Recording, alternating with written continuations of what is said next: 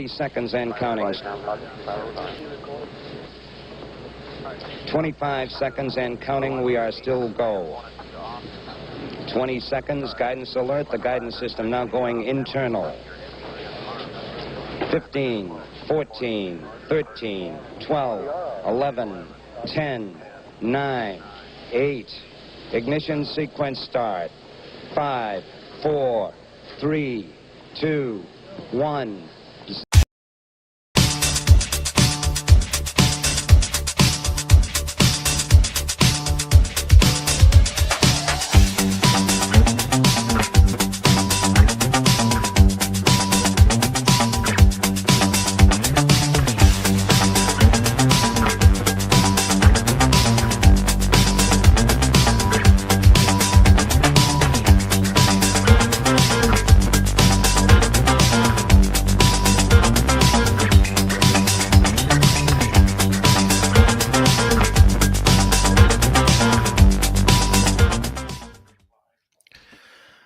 Good afternoon, viewers in Europe and in Africa. Good morning to virtually all viewers in the Western Hemisphere. Good very early morning to viewers in the Pacific Rim. Welcome to the Angry Astronaut. One of the first times that I am going to be broadcasting on top of a new Shepard launch. That's something that I almost never do these days just because suborbital tourist flights just aren't all that interesting to me, and I don't think to much of anybody else anymore these days. But this is an important mission. But before we get to that, we have some people already identifying where they're from. Hello, Stockholm, Sweden. Thank you very much for checking in today. Thanks very much. So let's see where else we got closing in on 100 people watching. That's great. Hello, Scotland. Thank you very much. Really appreciate you checking in. 4 marks. We have lots of Brits checking in, as is usually the case. Hello, Rochester, New York, and Nottinghamshire. Hello, Germany. Guten Nachmittag. Hello, Fayetteville. Thank you very much for checking in. Hello, Thailand. Thank you for watching. Really appreciate you checking in today. Hello, New Jersey. Anton Nim, thank you so much. Really appreciate you checking in. And I'll say go Chiefs because you're such an awesome supporter of the channel. But as a Raiders fan, I'm never, ever going to really mean that. But nevertheless, Chiefs are legends right now. No question about that. They've been incredible over the last several years. Really amazing. And for Chiefs fans, boy, they've been waiting a long time for that to happen. So yeah, I can sympathize. Hello, Netherlands. Hello, Venus.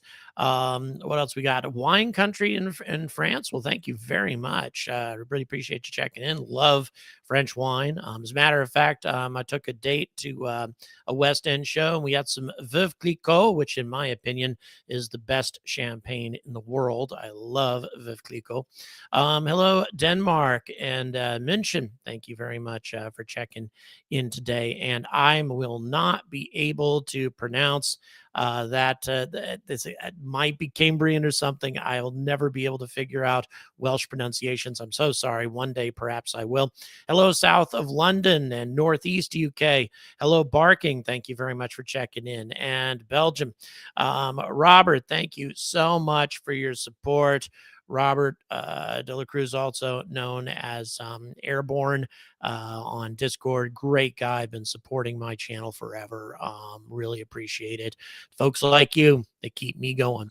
Hello, Kansas. Thank you very much for checking in Belgium and Chicago. Go ahead. Sorry, producer. I was just saying Bob's been here so long, he's just part of the furniture now. Yeah, Bob's got a part of the family, part of the furniture, whatever you want to call it. And hello, Vernon, Connecticut. So today, the reason it's an important mission is this is a pretty big deal for NASA Artemis. Simulating lunar gravity is a very, very challenging thing to do. It's fairly straightforward to simulate weightlessness or microgravity, with the Vomit Comet, or with airplanes that can briefly simulate or create microgravity inside the fuselage, if they dive enough and that sort of thing. It's a little trickier to dive just enough to have 1/6 Earth gravity. Virtually impossible, really. And so, to simulate that gravity, rather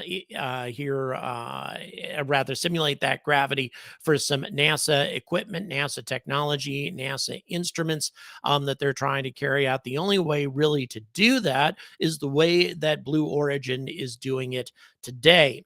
You can take a gravity simulator up to space. The Russians actually did that once, where they spun up an artificial gravity machine, although it's a small little machine. But they spun that up and could simulate lunar gravity, Martian gravity, etc.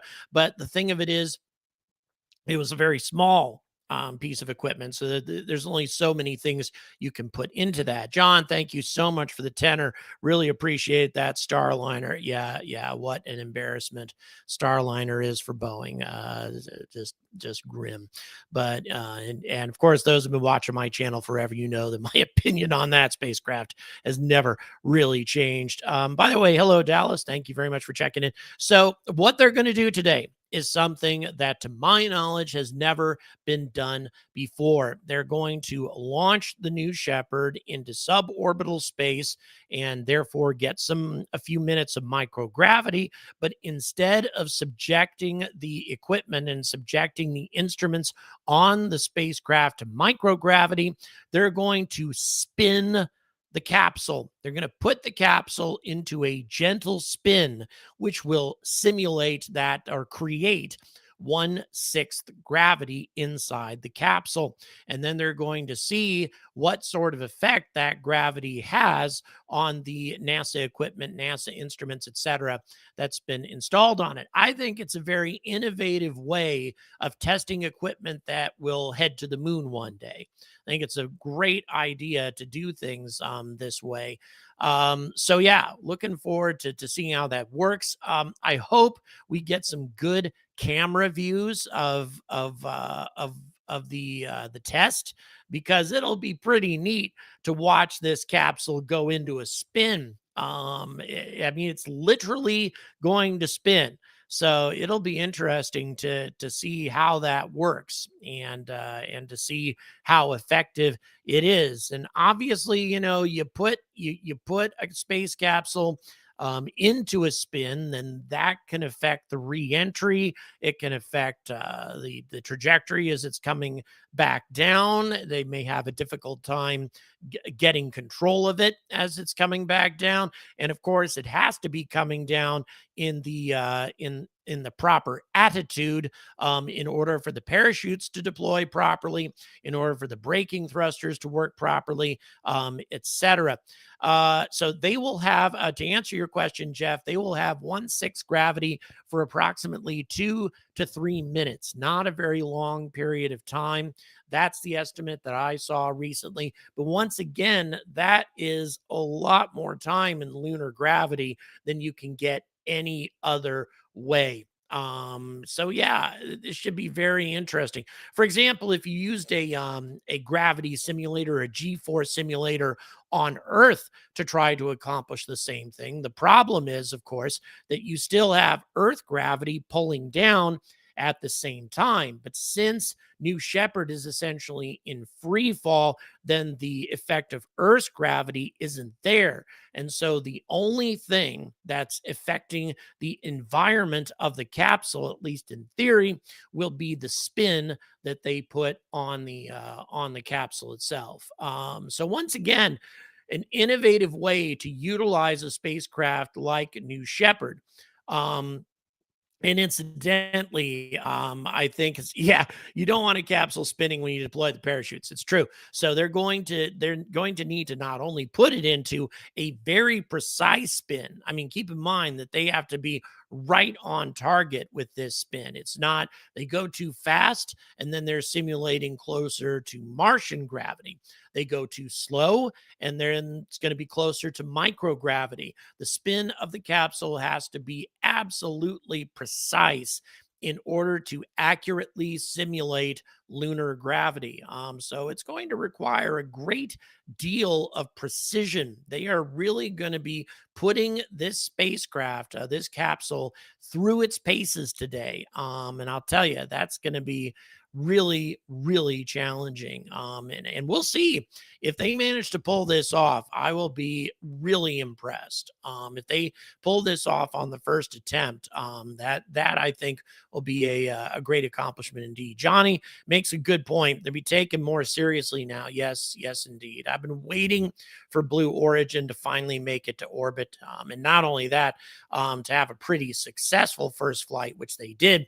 They didn't just go to low Earth orbit a couple of times or something like that. They went out to a much more aggressive orbit, and it worked. It was quite precise in the way they did that. They didn't land the booster, of course, but at the same time, in terms of the actual components, I would have had more knowledge about that today, but I had a car breakdown on me and had to wait for AA, as they call it here in the UK, to come fetch the car, take me back to Hertz, where I rent my vehicles from, and for them to give me another vehicle. So yeah, that kind of messed up a lot of my plans today, but I'm glad I made it back just in time. Incidentally, that's the first mechanical problem I've ever had with a Polestar, and I've driven lots and lots and lots of Polestar electric vehicles. And incidentally, it's less expensive to rent a Polestar than it is any other car in Britain. They are less expensive than any other vehicle to rent. And it's because generally people don't want to rent electric cars. They're afraid of them.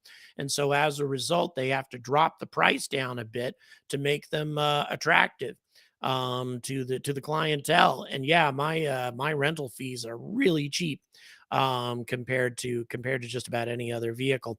So let's see, what do we have going on here?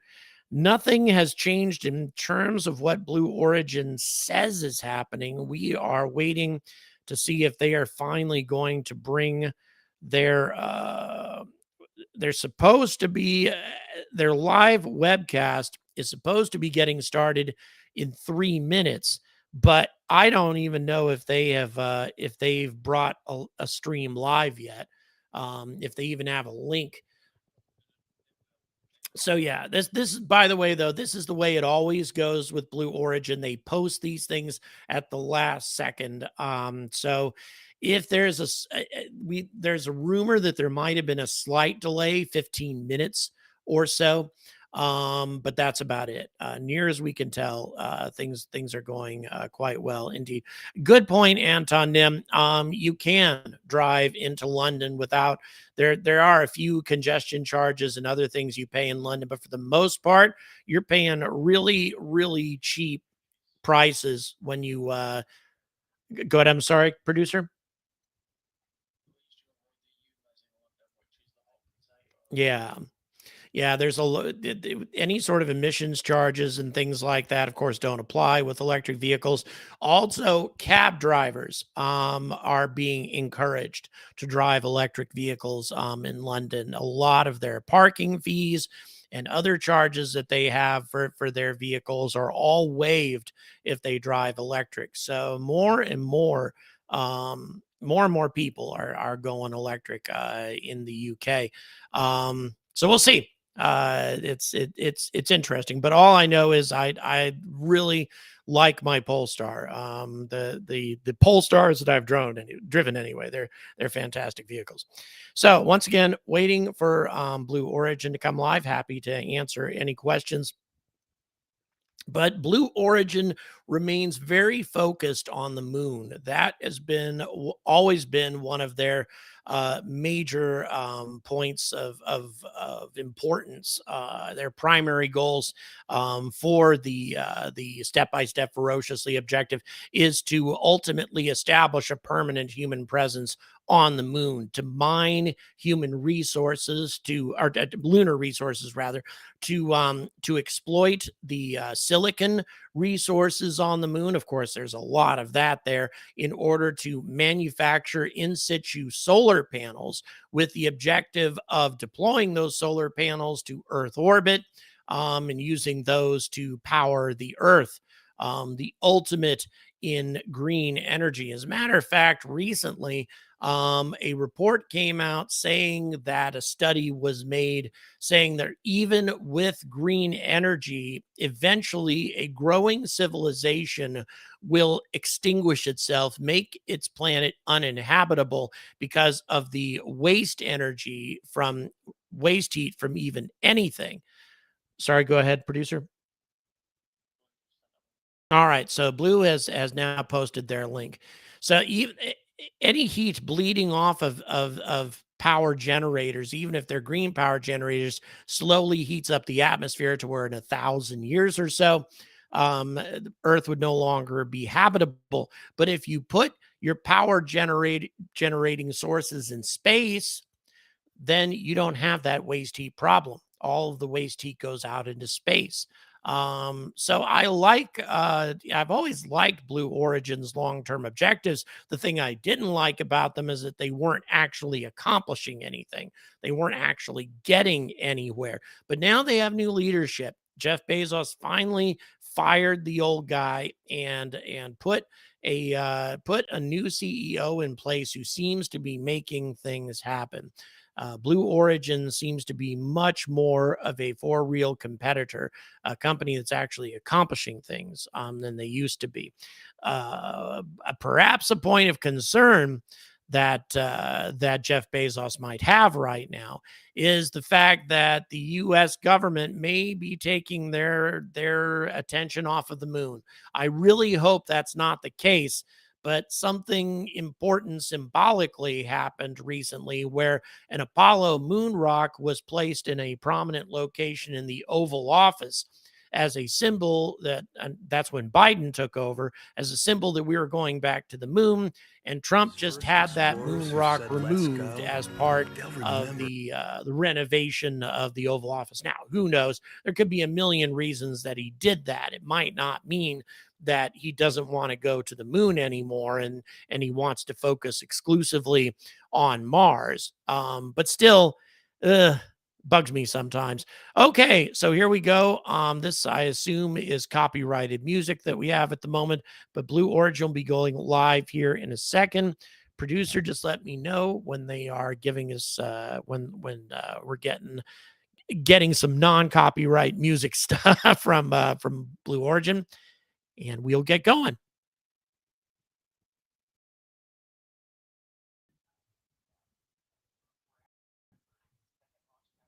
During our first attempt at this launch last week, we had to scrub that launch due to an avionics issue.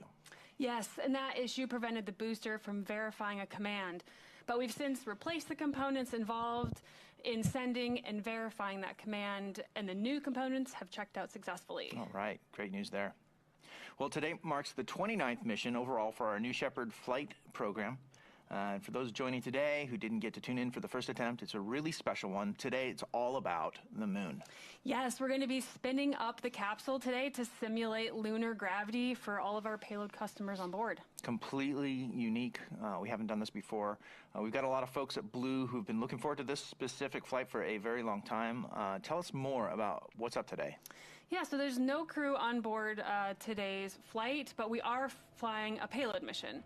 And one neat thing about our system is that we can interchange all of our modules, our capsules, our engines, as well as our boosters. We can kind of mix and match them. So you might remember a couple missions back, we launched an all-new capsule and booster combo. That was back on NS-27. Today, we're flying the reusable booster from that mission, but the capsule we use for payloads is in action today. And that's been in flight since 2017 and has seen a lot of space action so far. Yeah, we've seen that thing fly a lot. It's had 10 flights so far, that capsule. And overall, this is the 14th payload flight for New Shepard. After today, we're going to have 175 payloads that we've flown to space.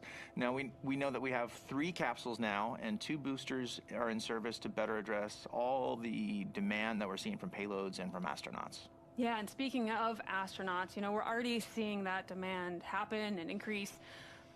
You know, we've flown 47 people above the Kármán line so far, and that accounts for nearly 7% of all astronauts to date.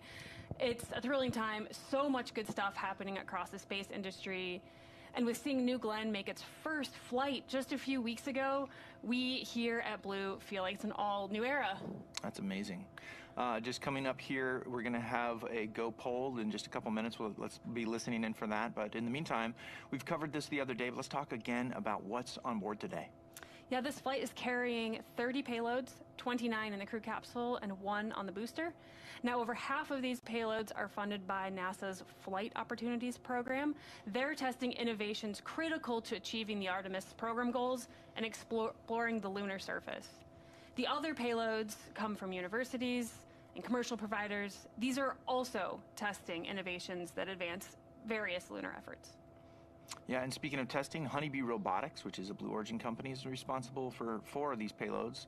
There's a photo of the payloads that Honeybee's flying on board today. Yeah, these technologies, they're all about lunar regolith, or the soil of the moon. They're researching how we'll excavate and process that soil. Honeybee is doing a lot of great work for us right now.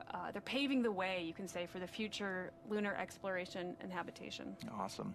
Yeah, Blue is all about the moon. Sometimes we characterize really all of our work, especially in this generation, the work that we're doing today. It's all being very moon-centric, and thanks to the Honeybee team for all their incredible work, helping to point our way back to the moon. So let's get into a little bit of the science here as we wait for the go poll. It sounds like from Mission Control that might be happening within the next minute or so, so let's be ready for that. How do we exactly concoct this lunar gravity that we're talking about? Yeah, great question, Joel. So let's take a step back and imagine you're standing there with a bucket of water in your hand, and you start to spin that bucket of water around in a circle. Now that water, as you can imagine, will stay pressed against the bottom of the bucket because of the outward force created by you spinning. That force is called the centrifugal force. When the crew capsule spins, now let's imagine the crew capsule's that bucket, and we spin that capsule up, everything inside will push outwards towards the walls of the spacecraft. And that, of course, brings up lunar gravity. Yeah, exactly. So lunar gravity is 1/6 that of Earth's gravity. It's a lot less. Now, the capsule's spin speed has to be exact to get this just right. The faster it spins, the stronger the force. So the amount of spin is matched to the weaker pull of the gravity on the moon. Now, this isn't real gravity, but it feels like gravity. Andrew, Brian, I'll be happy spin. to make a comment Today a little we're gonna be later spinning- on what Brian just said and give you my opinion. Compared to our normal spin rate, about a half a rotation, this is going to be much more, 22 times more intense to be specific. Awesome. So that's way faster, and we're able to do this testing right at the Kármán line. And that's just 100 kilometers from Earth. That's where New Shepard flies, and that's just way more reachable for us and suited to these scaled-down experiments compared with, say, going all the way to the moon, which would take several days of spaceflight. I know, right? It's so important here that the range of experiments that we're able to run, it's incredible. Imagine what it takes to go back to the moon now to stay, right? Now, what kinds of technologies? I'm going to cut in right there. Yeah, I hear listen. that the go poll is happening now, so let's listen in. Push to talk. PM recovery.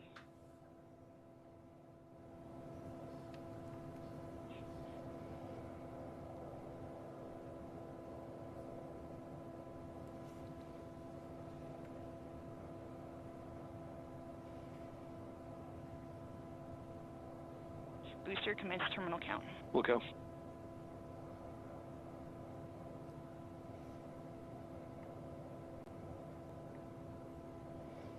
Engineering verified trajectory index 1. Copy, boosters, I see all ones.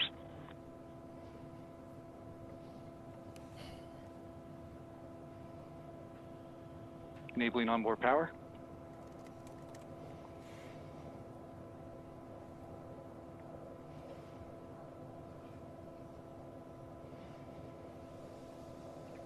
All right, I think it was a little hard to hear there, but it sounds like we are go for Verifying terminal internal count, power. which is exciting. So the team is preparing to head into terminal count. That's the auto sequence is coming up here shortly. So, yeah, I mean, Alice, continue talking about this, the lunar experiments that we're doing on board, and how we're. I mean, you were saying about like the way that we're doing these experiments is great because it's so scaled down and a lot more achievable on New Shepard than it is for us to just go to the moon. Yeah, absolutely. We're watching the clock here, T-minus 6 minutes, but let's dive into those technologies that it's going to take to get back to the moon. Specifically, we're talking about things like in situ resource utilization, or ISRU, dust mitigation, advanced habitation systems, sensors and instrumentation, small spacecraft technologies, as well as entry, descent, and landing technologies. Now, that's quite a full range of lunar testing that we're able to do today. Yeah, it's amazing. The simulating the moon's gravity up till now was only possible for a few seconds with centrifuges or parabolic flights. So between that and actually going to the moon sits New Shepard. It's kind of filling that sweet spot in the middle, showing that these technologies can be tested at a lower cost with immediate results and over minutes of data collected, not just a few seconds. Yeah, with this new capability, NASA can now expose their payloads to lunar gravity for a longer duration, like you said, Joel, about 2 minutes today, and they can test much larger payload sizes. On top of all of that, allows research to get their test results today, the same day, in just a few hours right after the capsule lands. So yeah, New Shepard is not just a launch vehicle. It's essential for making testing of technology possible for these teams. Awesome. So with that, Alice, let's talk a little bit about the flight profile of New Shepard. It has a flight path that spans about 12 minutes total. And why don't you take us through, like, how does that go as we approach this terminal count moment here? Why don't you take us through the flight profile? Yeah, here's the flight profile. The show starts at T0 in just about 4 minutes, with the BE-3 engine propelling New Shepard off the launch pad in West Texas.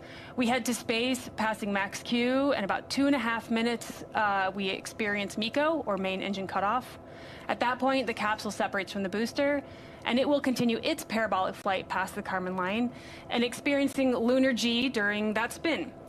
While payloads in the capsule conduct their experiments, the booster descends faster due to its shape, it deploys air brakes, and the BE-3 engine relights for an autonomous landing on the pad. Meanwhile, the capsule starts re-entry at about 3.5 minutes after separation. Parachutes will deploy for a smooth landing, and once on the ground, the capsule is greeted by ground crew and the eagerly awaiting payload customers while the booster is getting ready for its next flight. Every New Shepard flight has essentially the same profile, but every now and then, as you said, we do a little variation, and today, there's that fact we're giving the crew capsule that extra special lunar twist. Yeah, I can't wait to see the results.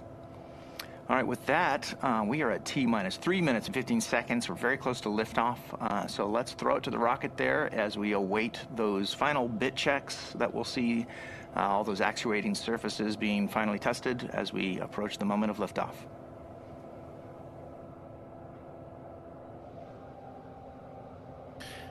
Yeah, in terms of my opinion on all of that, it isn't fair to put the space tourists who go into suborbital space for a few minutes in the same category as astronauts who go to orbit for 6 months. And yeah, I mean, these people are definitely on entirely different levels, and I certainly can understand why it ruffles feathers to call both of them astronauts. So it's a tough topic. At the same time, though, I would say it can definitely be argued that these people are risking their lives. This is still space flight. This is still dangerous. We've had people or pilots anyway, who have flown on Virgin Galactic's spacecraft who died, one who was seriously injured in an accident. And these things happen far more frequently with spaceships than they happen with commercial airliners. So an argument could be made on both sides, but I'm still not a big fan of. I'm still not a big fan at all of them being in the same category. I don't think they should be. And I explained at the beginning of the broadcast this is why they can't do this in an underwater training facility. Can't simulate lunar gravity under those circumstances and actually subject the equipment to that. The only way to really do it is to put something into free fall and microgravity and then have only one source of gravity affecting the equipment in question. Therefore, the capsule is in microgravity, negating the effect of Earth's gravity on what's inside it, meaning the only thing that the equipment on board is being subjected to is the spin rate of the capsule itself. So this is a true simulation, and it's virtually impossible to do it any other way. So yeah, you're right. There was a mishap with an unmanned New Shepard. Fortunately, there were no people on that one. But yeah, the booster exploded, and the emergency thrusters, the abort motor, took it out. So took it out of danger. So yeah, it can be risky. And we're about 30 seconds away from liftoff, guys. So here we go. We're at T-minus 30 seconds and counting.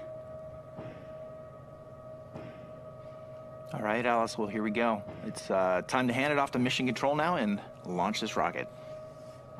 T-minus 16, guidance internal. And MT, we're going to go on this morning. We're isolated. T-minus 10, 9, 8, 7, 6, 5, 4. Commanded to start. 2, 1, 0. Baby. Go, go, go, go, go, go. And liftoff.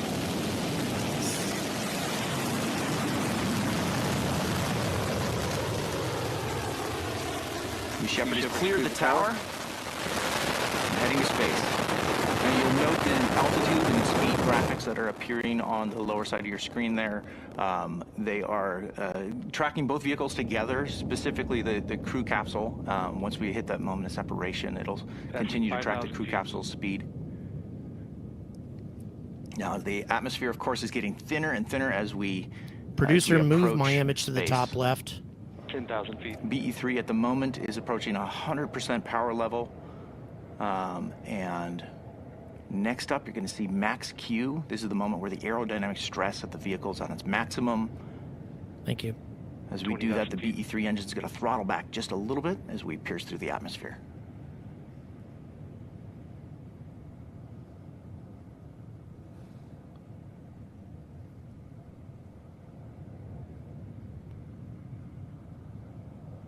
And we've passed max Q. So at this point, BE3 is back to 100% of its power. It's accelerating faster and faster as it reaches up through the thinner, higher upper atmosphere. And about, the payloads are experiencing about 3 Gs on the flight at this moment in time. Looking smooth, guys. Looking good. Blue Origin's really good About at this stuff. Minute 45 seconds. Very of boost so good far. at flying New Shepard. Now, the velocity meter, as you can see, is not correct. We're going much faster than 25 miles per hour, so ignore that. Trust your eyes as you watch that vehicle fly.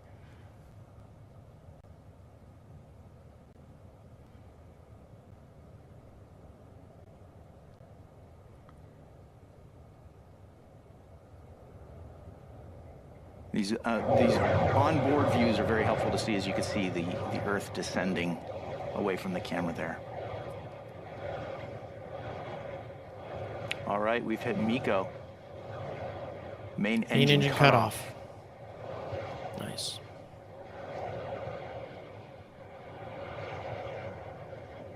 Shortly here, we'll see separation. All right, the 0G indicator there means that we have reached separation of the two vehicles, and now the crew capsule and the booster are now coasting to their apogees simultaneously, and you can see that clean separation now between those two vehicles. Very, very pretty. That's a good, clean view. So far, so good. The capsule at this point will begin its spin up. for the payloads inside to experience not zero G today, but lunar G. It's a little hard to see from this camera view, but we can't wait to see those results. They didn't put cameras on the internal. You can see that booster I is hope making. they did. There's a lot of separation there between the capsule, the top picture, and the booster down below. The data that you're seeing now is needs to be refreshed on the screen, so apologies for that. But the booster is going to land about 2 miles north of the launch pad down in West Texas, right back at the launch site.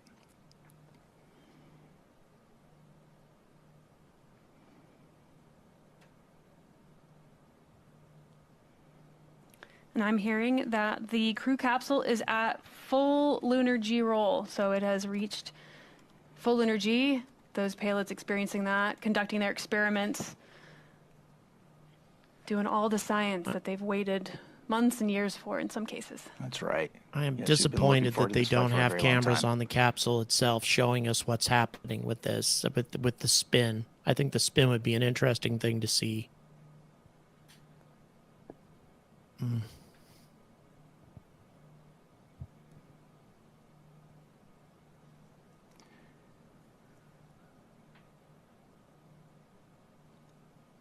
Now, you notice the last time we tried to do this launch, there was a cloud cover. Today, there's no clouds, so our long-range cameras are able to clearly see the view all the way up to space and track both vehicles together. And you can see that booster is descending. Now, it's at this point in time, it's re-encountering the atmosphere, and it'll begin using its steering fins to be able to guide it autonomously all the way back to the launch pad, or not the launch pad, but the landing pad, which is very, very much nearby, about 2 miles north of the launch pad.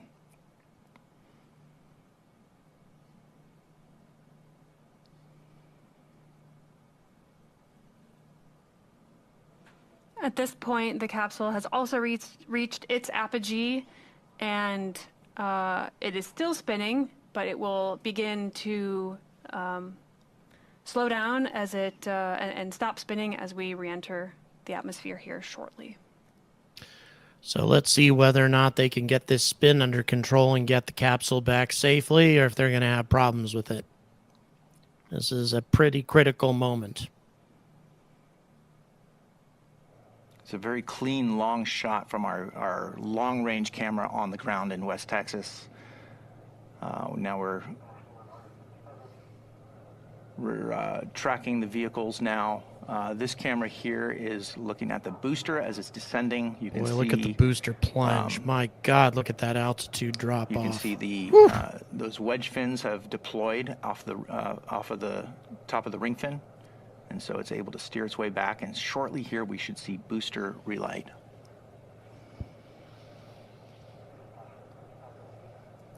So amazing to watch this happen, regardless if it's a Falcon 9 or New Shepard. It's all impressive.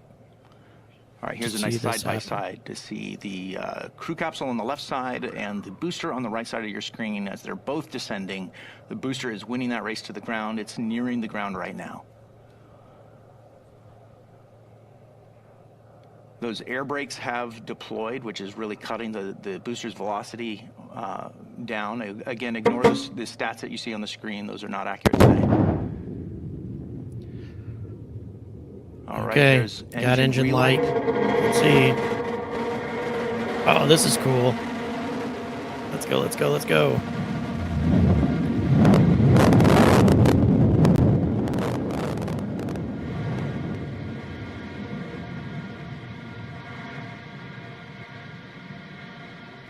And touchdown. Well done, All Blue right. Origin on the booster. Love to see well that. done. A clean booster they touchdown. Get that right every time. And the here's capsule's crew- looking good, too. It looks like they got control of that. I'm not seeing anything that looks bizarre about that flight attitude. It seems to be heading back towards the Earth in exactly the right configuration for a safe landing there. So that's looking pretty promising as well. We will see, but yeah, Capsule's looking like it's in good shape. If they can pull this off perfectly, and they've demonstrated that they can effectively simulate lunar gravity in a suborbital flight. And this has never been done by anybody ever before. So this will be quite a scientific and engineering accomplishment. Drogue deployment.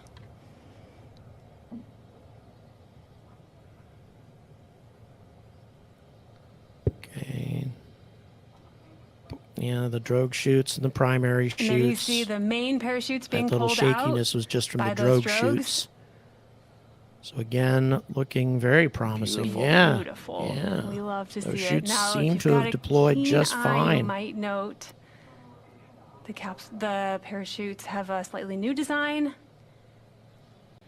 And you can see one of those is lagging on its inflation. Yeah, it looks like one of the chutes did not deploy properly. Designed the system to have backups to the two backups. deployed. This system can safely land. Yeah, with fewer Blue than seems 3 to have parachutes. that issue on a regular basis. So we're going to continue following again, this, that's what as sets it American spaceflight approaches apart from China. China West generally Texas only desert, has and 2 it chutes. looks to me like the they don't have as stats much on of the a screen are backup. accurate there for the capsule descent. But yeah, That's the Blue correct, Origin has 3. the correct expected in case this happens to one of them. Descent It's speed for the looking capsule. very, after the very parachutes are deployed. promising. about Yeah, 16 I miles don't an hour. see that how anything went wrong with this. You can see this is But let's a see if shot those from one of our thrusters drones, and operate you're seeing a little bit properly of a helicopter pulling right the before blade of the- touchdown. of You're the- going to of see the a drone big, there. huge Yeah, now as we cloud descend, of dust. under It's going to look like it parachutes, hit now they the are ground essential hard, for but providing it a didn't. gentle touchdown of our Those capsule. are but the like Joel braking said, thrusters we've firing got at the many last backup possible systems. second, One of the nominal providing systems last we use second for touchdown is deceleration for a our, gentle retro touchdown. thrust system. That might kick up a little bit of dust here. Let's take a look. And that third chute looks like it has now inflated, which is great. There we go. Yep, beautiful. And touchdown. All right. Beautiful touchdown. Beautiful. Magnificently done. Yep. And once again, guys, that big burst of dust there, that's not the result of a violent impact with the ground. That's the result of the braking thrusters firing at the last possible second to reduce the rate of descent even further, to provide as a really, really gentle touchdown. Again, if you consider that this is happening on the ground and not in the ocean, it's important that you have that additional feature in order to get yourself a very gentle touchdown. And obviously, if there were crew on board, you would definitely want that. But even if you didn't have crew on board, in this case, you have very sensitive instruments on board that you want to make sure are in good shape. The thrusters fired. They did. Where are we? Yes, indeed. Star Trek 4 for the mega geeks out there like myself. We remember we remember that quote from Star Trek 4 about the braking thrusters. So I'm a bit embarrassed that I even know what that is. But anyway, all right, guys. So yeah, mission accomplished. We'll see, of course, NASA will report as to the overall success of the mission, to see what was accomplished. But the big deal is, as near as we can tell, that's funny. They heard the dirt call the FAA. That's one of the funniest jokes that I've seen on this channel for a while. Good job. That was funny. Okay. So again, we'll see what the overall success of the experiment was, but still, regardless, I think Blue Origin has demonstrated that they're capable of doing this, of simulating lunar gravity for equipment, instruments, and other things heading to the moon. And there aren't a lot of people out there that can do that. So that's pretty impressive. Congratulations to Blue Origin. Looking forward to New Glenn. And by the way, I have another live stream coming tonight, guys. I'll be announcing that really soon. Another live stream coming soon. So everybody make sure to keep your eyes on the Angry Astronaut. Thank you so much for tuning in. Don't forget to like and subscribe. And as always, stay angry about space.